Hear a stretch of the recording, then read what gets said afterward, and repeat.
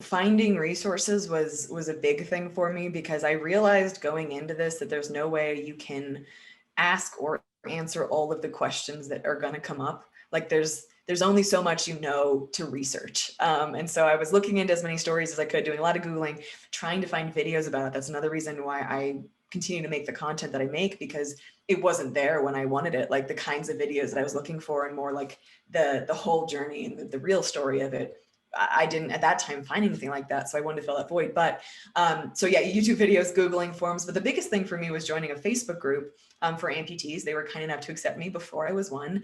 And a stipulation that my husband requested that I look into before making the decision. He's been super, super incredibly supportive, but was really hesitant when I started trying to make this decision, understandably so. He was like, you found a lot of stories of people where this went well, right? Where it was like a good thing for their life, part of their body was so damaged or diseased or whatever that it needed to go, and they're happy now. But he was saying, I guarantee you there are also stories where it didn't go well, and I need you to find some of those stories too. Hey everyone, welcome to another episode of The Socket. I am Van Tucker. If you're just connecting in, you may be wondering, hey Van, what is The Socket? Well, The Socket is a podcast we started here at Salati Health, featuring conversations with the global amputee community. Today we have Jo. Jo runs this YouTube channel called Footless Jo. And what that channel, what she's done is she started the channel when she made the decision to get her amputation. She went over a 13-year period when she fell and hurt her ankle, and then made the decision at 27 to get the amputation. And from there, she's like, you know what? Let's start this YouTube channel for my own make the story, share it, and be good for my mental health, and really kind of make it a more engaging experience. From there, she's been able to grow this channel and her audience to the whole global amputee community, and also individuals around the whole world to really be exposed. So without further ado, let's really dive in with Jo and really learn her story and more about her journey with YouTube and everything else she does in her everyday life. Let's dive in. Hi, Jo. Welcome to The Socket. Very excited to have you here today. It is crazy times for us. Yes. And you're based in Colorado, right? Yes, I'm out in Colorado Springs, and thank you so much for having me on. I really appreciate it. Nice. I know it's kind of the afternoon for you, so how's your day been going so far? It's been a fantastic day. I went to my prosthetics office. I'm a right below knee amputee, and I tried out a running blade for the first time ever. So I'm on a super huge high right now. It's been a great day so far. So you were able to take it home today? No, I was able to, it was kind of like the initial fitting where I could actually try out the blade and kind of bounce around on it and try jogging, and it went a lot better than I expected it to. So I got to wait another 2 weeks to actually bring her home. That is an exciting day, especially running blade. So now you get to go out and do more adventure. So with that, I came across you initially on YouTube. So I was exploring YouTube and I'm finding these videos, and I really was amazed when I saw your videos, because you got quite the following. So that's pretty awesome. But also you put out a lot of content, and it's really fun and authentic, and you make, you kind of divide it into all these different areas of that's the typical problems that people may have with amputation. So kind of love to kind of share with us, the individuals that may know you, Jo, kind of tell us about who you are and what kind of and kind of your background, because that your podcast is incredible, and I've seen a lot of the episodes on it, so I know quite a bit, but a lot of our listeners may not know exactly who you are, Jo. Sure thing. Yeah. So I am. I have a decent presence on YouTube. That's what I focus on. I really love making videos. But the reason I started that was about 2 years ago, I had to make the decision to amputate my leg, because I'd gone through years and years of surgeries and pain and procedures and years on pain medications and things of that nature from a fall off a horse when I was 13. So I shattered my ankle pretty badly, which led to 14 years of challenges. And by the time I was 27, I could barely walk. I was on so many medications, and it was just this is not remotely the kind of life that I want to live. And there's no hope of it getting better. So I'm going to take a huge risk, which was sufficiently terrifying, but I also felt like really was the right choice for me. And my surgeons were definitely on board, and we went ahead with a leg amputation. And it's definitely not been a simple journey. I had a fall pretty shortly after that first surgery, which caused a lot of issues. I had to go back in, have another couple inches taken off my leg about a year later, Wow. but now things are going really smoothly. And the reason I started making videos or started talking about all of this is I never gone through making any kind of decision like this. Like, obviously there are lifelong consequences to whether I keep my leg or not. And I was pretty daunted by the idea of making that decision. So I started making videos of just like me talking to my camera to kind of go through the thought process and, voice it out loud. Because if I say something out loud and I want to make it make sense for other people, it starts making more sense to me. And so I recorded these videos as I was making this decision. And then I decided to publish them. When I had made that decision, I was just like, on the off chance anyone's ever in a similar situation. I was thinking like, no one's ever in that situation. Turns out a lot of people actually are. And then in recovering from surgery, I kept making videos. It was a great distraction, right way to get up and actually do something with the day and recover and focus and all that. And it just kind of continued. I love being able to talk about adjusting to life as an amputee and the ups and the downs. I talk a lot about mental health. That's something that's really important to me. And yeah, so that's a little bit about my story and what I'm doing right now. And that's awesome. And what's the name of the YouTube channel? Oh, Footless Jo. I probably should have mentioned that. Yep, Footless Jo. Not Footloose. People generally assume it's Footloose. It's Footless. Listen, when I kind of created the name, the Socket Podcast, I went to all this research, like, what should we name it? And then I started looking at all these other things. Like, how did you kind of come up with the name Footless Jo to make up for the YouTube? Because it kind of has a little kind of a fun angle to it, it sounds like. Yeah. Oh, I'm glad you like it. It honestly, I think initially when I wasn't really thinking of it as a channel, I was more just like, I'll put some videos here. I think it was called Life After Amputation or something like that. But the more I did with it, I was like, no, I want this to be something that's just kind of more fun and more me. And a lot of people have pointed out I'm not technically footless. I do still have my left leg, but my idea with it is I'm down a foot, right? I'm less 1 foot. So I came up with Footless Jo. You may call it a Footless. Yes, exactly. That would be accurate.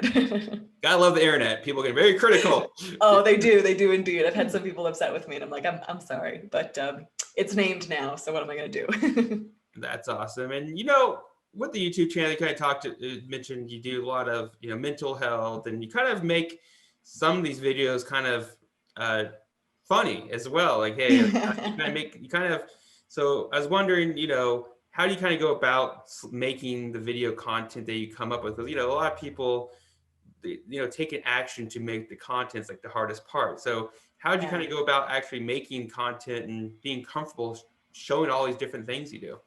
Yeah. So for me, I feel like my brain is sort of always working, always thinking. I've always been a somewhat creative person, and I found this outlet of making and editing videos. And I was like, oh, there's really something here for me. And so whenever I have a thought or an idea, or I'm facing something or trying to figure something out, I'll write it down, I'll jot it down for later, or I'll, if I have the time, I'll just kind of start up my camera.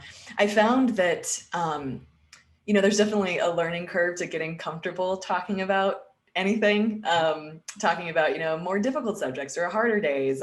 And even more, I think it's sometimes for me, it's a little nerve wracking to put out a video that I think is like fun or funny, because I'm like, well, what if other people don't think it is, But I just sort of made it a practice over the past couple of years to just post it, do the best that I can, share as authentically as I can, something that I'm excited about or something I'm facing or going through or figuring out. And if it does well, awesome. If it doesn't do well, awesome too. I've done it for myself, kind of first and foremost. It really helps me, and I'm really glad that other people can connect with it too. So I think the biggest thing about making content for me is that I just make sure that I continue doing it. I don't take long breaks, or I don't give myself enough time to get too psyched out about a certain video or whatever. It's not going to be perfect. Okay, post it. So yeah.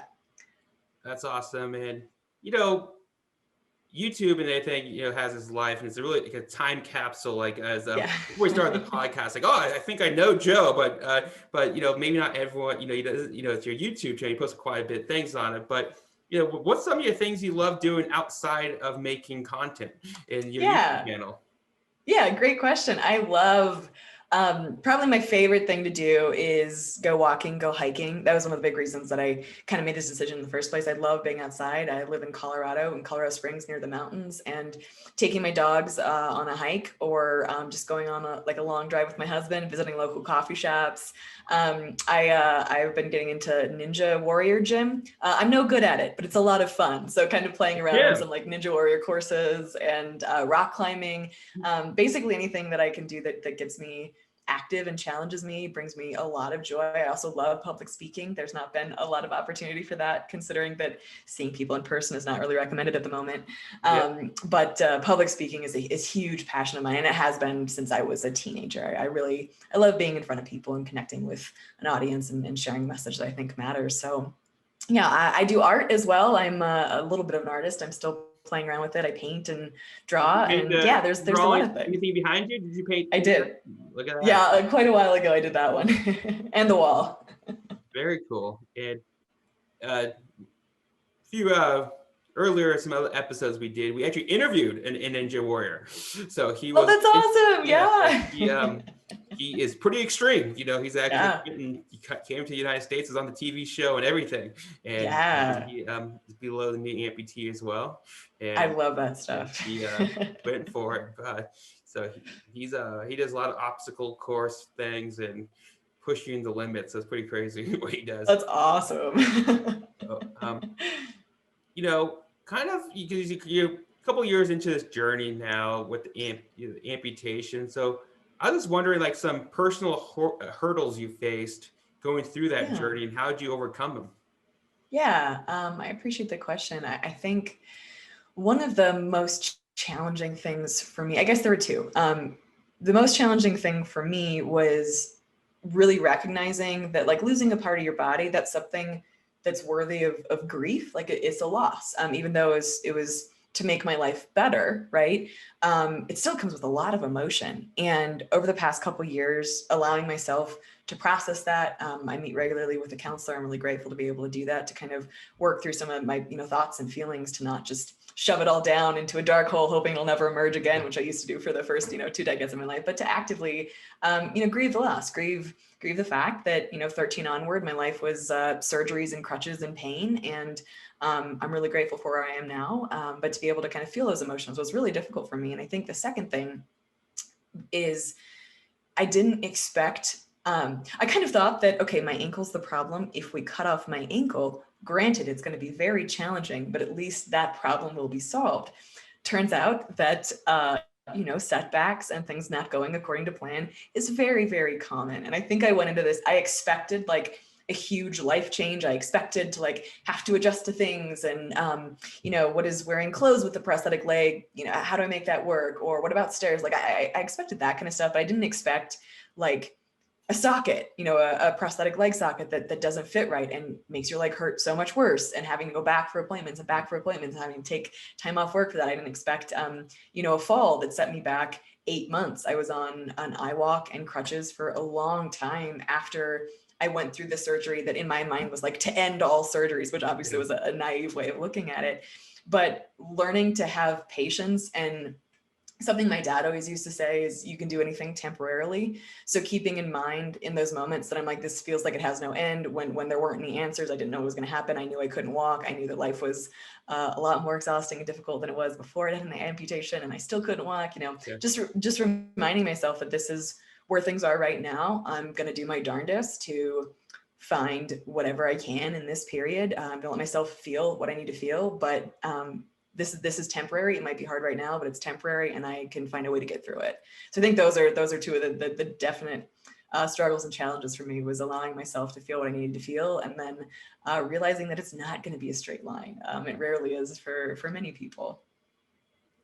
Yeah, that's true. That's where a lot of people see, like, on social media, they see a lot of times, like, they don't see the behind the scenes, how there's a lot of positive things, but also the real life things.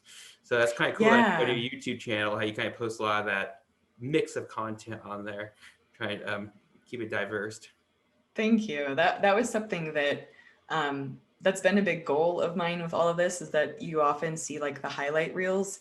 Like I saw the highlight reels of amputees or people facing some kind of physical challenge or difficulty, and you always realize that there's more that goes into it. Like you hear inspirational speakers talking, you know, like I lost my leg, it was hard, but here I am now. And it's like you gloss over the it was hard part. And Yeah. it's been really important to me to be like, no, this is rough. Like it's not all sunshine and rainbows. Like it's challenging. You can get through it. Like I'll figure out a way through it. But I think it's important to be real too, and not just focus on like the everything's great now, because sometimes it isn't. That's life, you know? Yeah.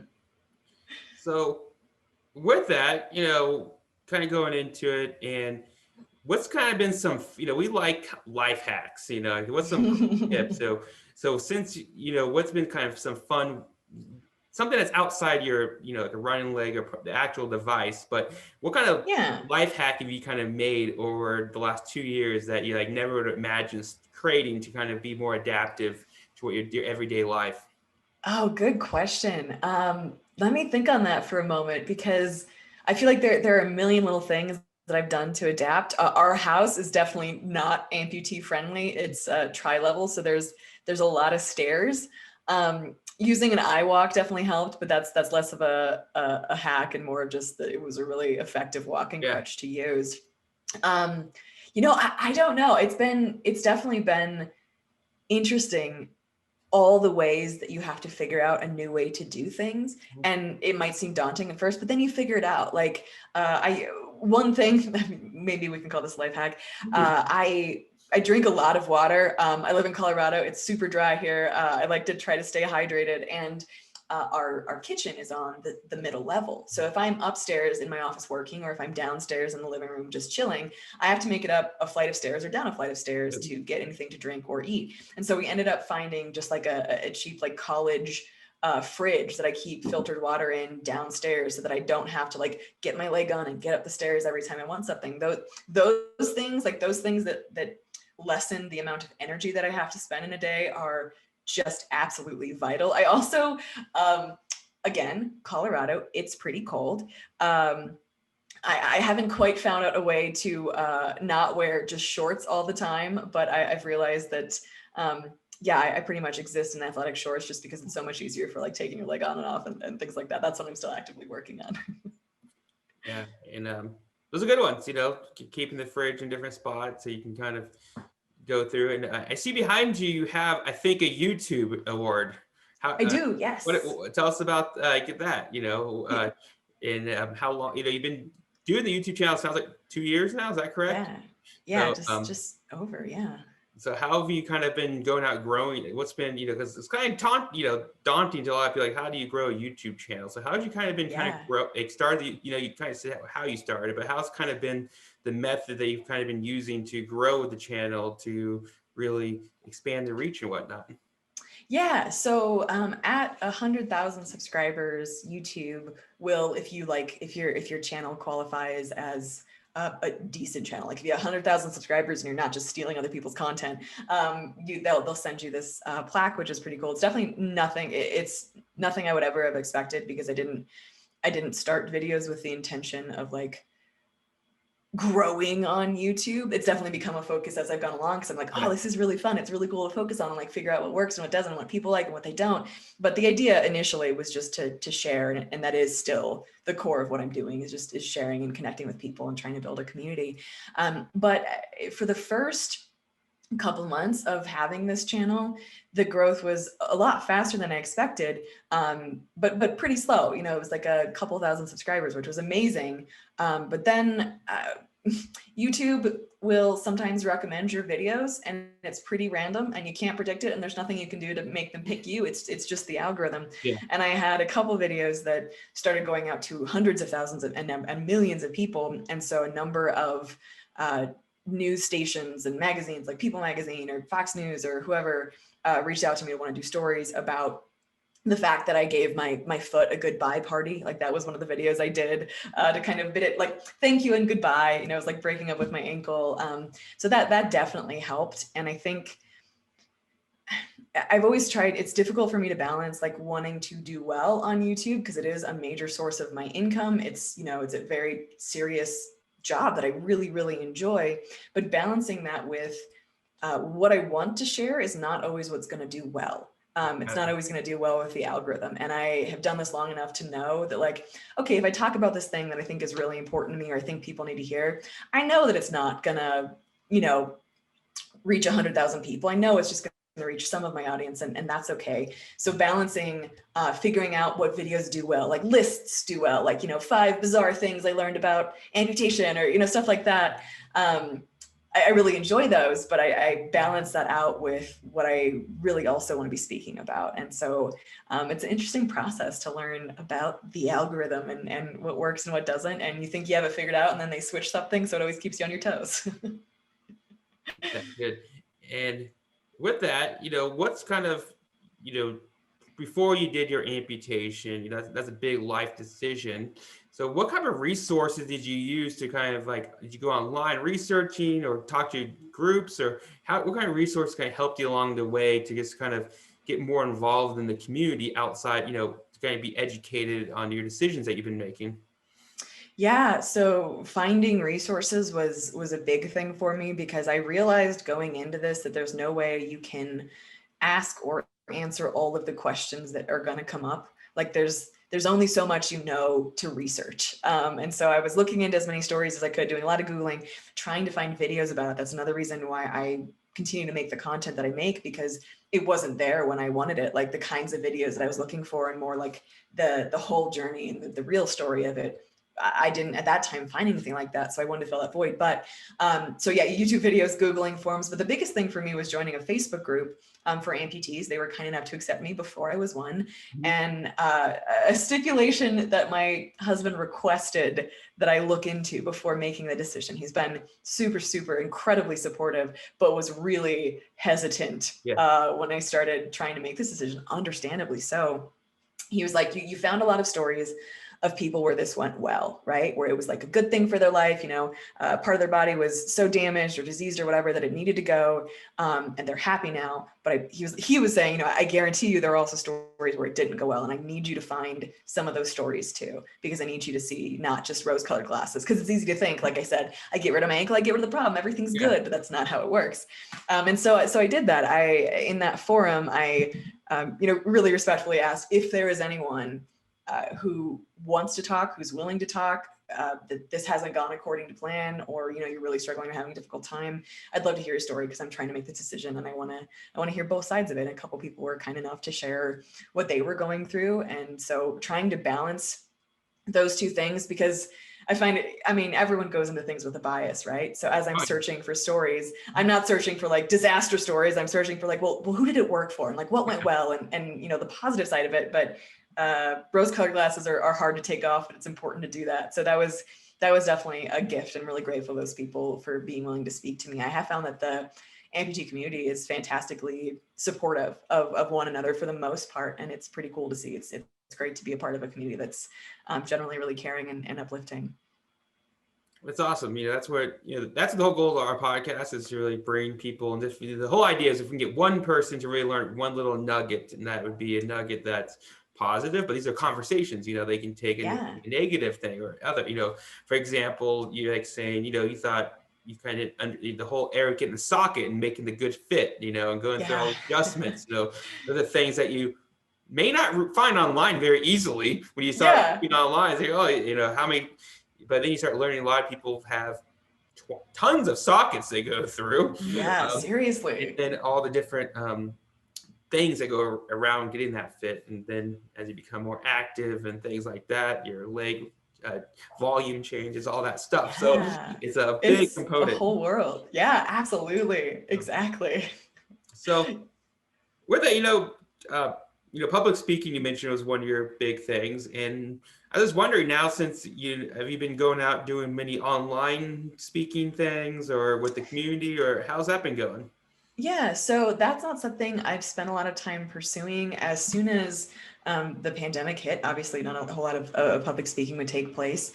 I got really sick for a few months, and so I was focusing on like just getting the work done that I need to get done, keeping my channel going, because it's a huge source of joy in my life and not anything I wanted to just kind of go away. So Recently, though, I've cut back a lot on the job that I have to be able to focus more on my health and on what I'm doing with social media.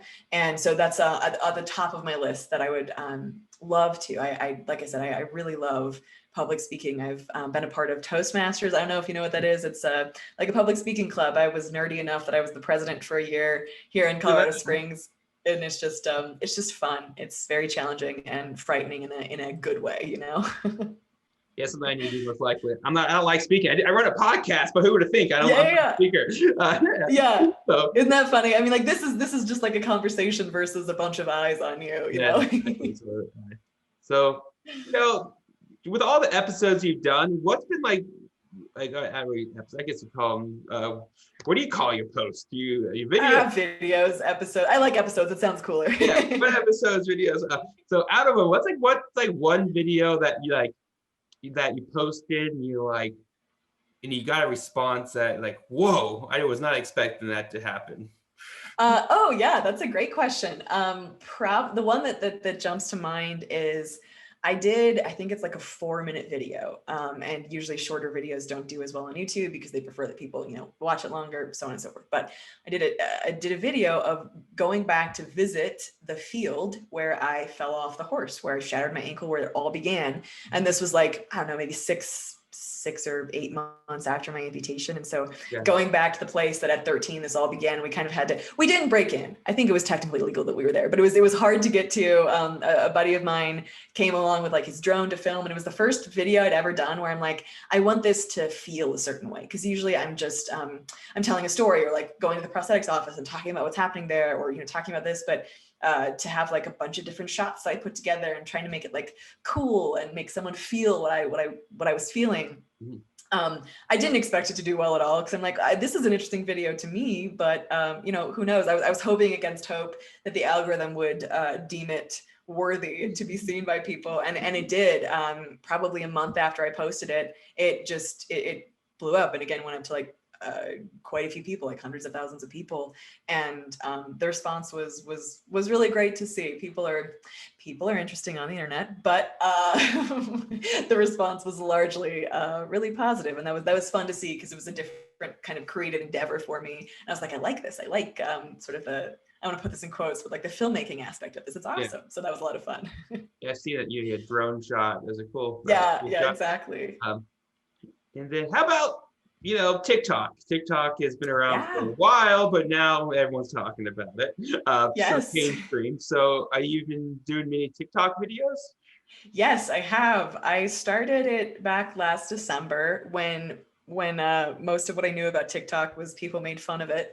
But I was like, but a lot of people were like, there might be something here, you might want to get started on it. I was like, yeah, sure. Why not? And I kind of got on it as a joke. Right. Yeah. And then I was like, oh, this is actually really fun. This is really cool. And so I started making some videos and it's just, I honestly really like it. I really enjoy it. I have like the largest audience that I have is on there, which is bizarre to me because the videos that I make there that's like my stress-free creative outlet because videos are just 15 or 60 seconds. It's never that complex. It's easy to make in just a few minutes as opposed to having like film a YouTube video and edit it and add music and then transitions and like all of that.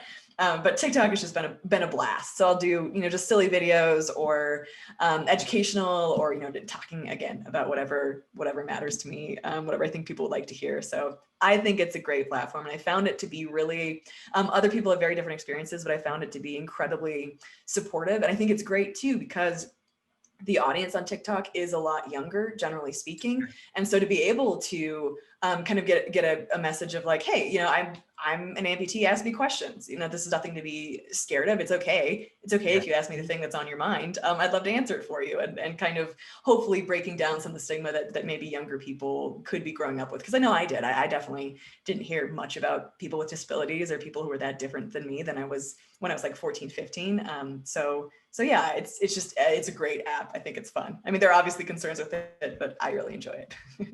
That's awesome. Have you ever heard of Bionic Man? Yeah. Oh yeah, I have. Yeah. So he was on a podcast recently.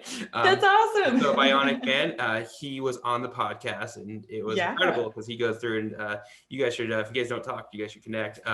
Seriously.